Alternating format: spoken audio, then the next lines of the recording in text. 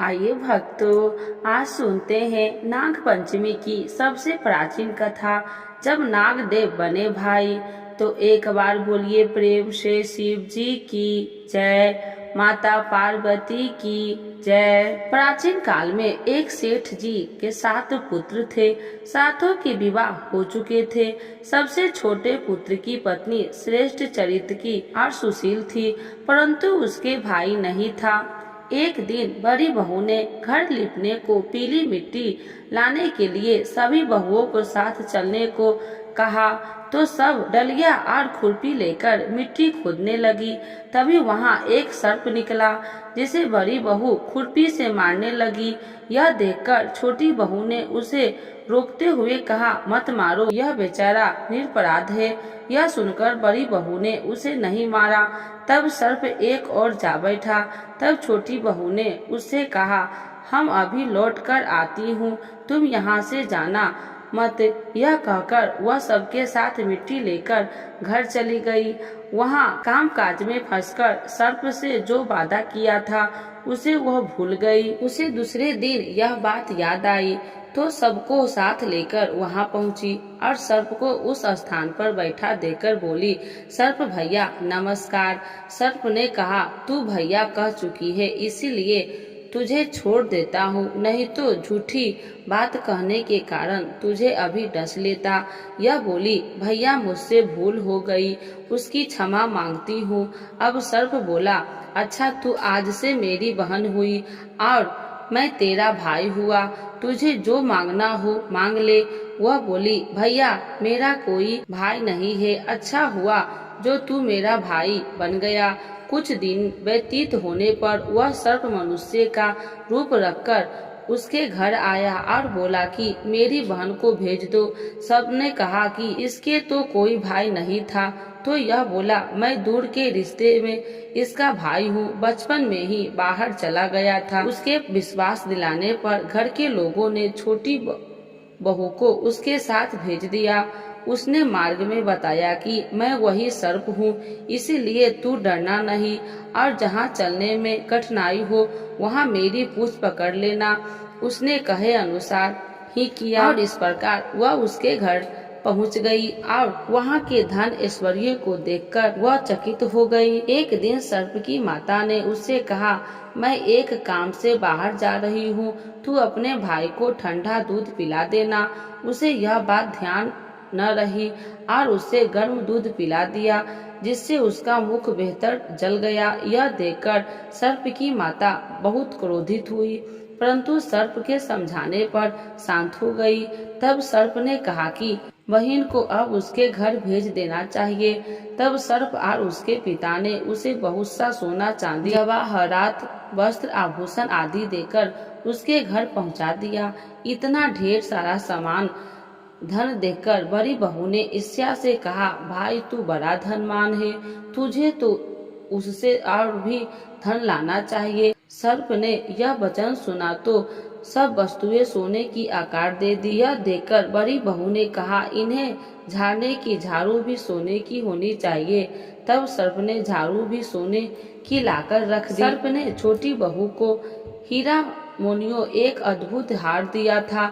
उसकी प्रशंसा उस देश की रानी ने भी सुनी और राजा से बोली कि सेठ की छोटी बहू का हार यहाँ आना चाहिए। राजा ने मंत्रियों को हुक्म दिया कि उससे वह हार लेकर शीघ्र उपस्थित हो।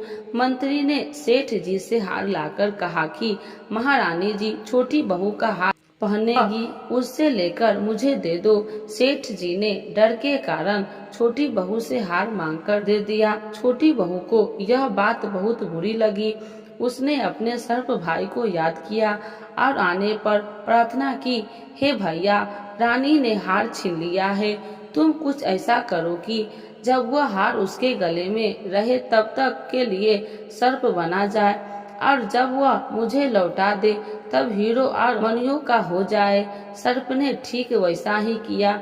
जैसे ही रानी ने हार पहना वैसे वह सर्प बन गया। यह देखकर रानी चीख पड़ी और रोने लगी। यह देखकर राजा ने सेठ के पास खबर भेजी कि छोटी बहू को तुरंत भेजो।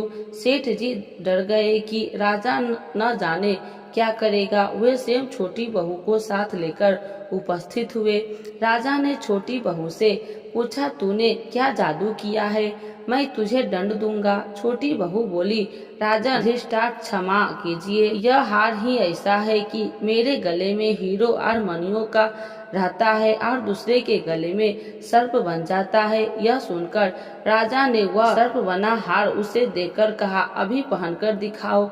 छोटी बहू ने जैसे ही उसे पहना वैसे ही हीरो मणियों का हो गया। यह देखकर राजा को उसकी बात का विश्वास हो गया और उसने प्रशंसा होकर उसे बहुत सी मुद्राएं और पुरस्कार में दे दी। छोटी बहू अपने हार और इन चीजों सहित घर लौट आई। उसके धन को देखकर बड़ी बहू ने ईर्ष्या के कारण उसके पति को सिखाया कि छोटी बहू के पास कहीं से धन आया है।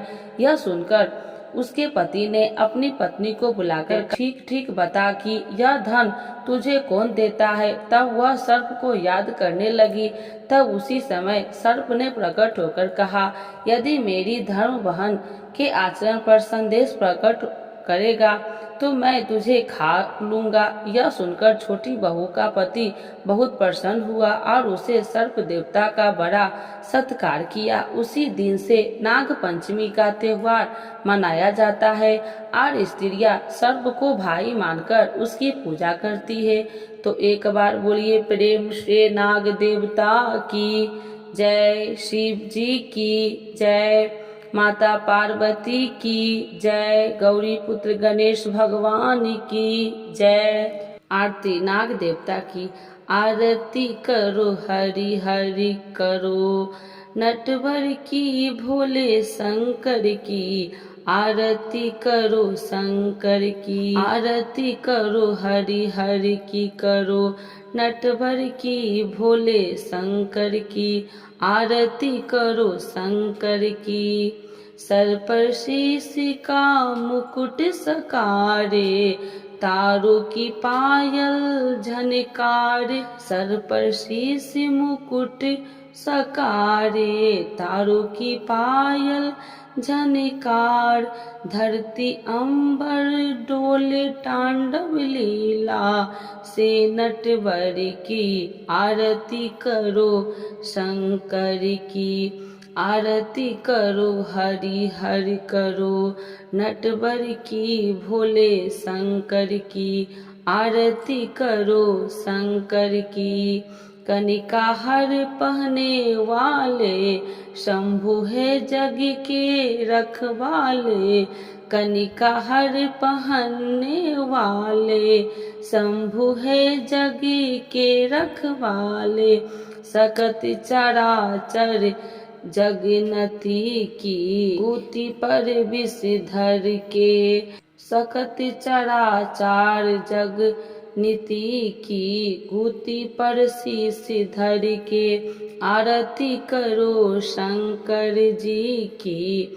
आरती करो हरि हर करो, नटवर की भोले शंकर की। आरती करो शंकर की। महादेव जय जय शिव शंकरनार, जय शिव शंकर जय शिव शंकर। जय गंगाधर जय डमरूधर, जय गंगाधर जय डमरूधर। हे देवों के देव मिटा दो तुम विपदा घर घर की। आरती करो हरि हरि की करो, नटवर की भोले शंकर की। आरती करो शंकर की। आरती करो हरि हरि की करो, नटवर की भोले शंकर की। आरती करो शंकर की। तो एक बार बोलिए प्रेम से शिव जी की जय, माता पार्वती की जय, नाग देवता की जय, गौरी पुत्र गणेश भगवान की जय।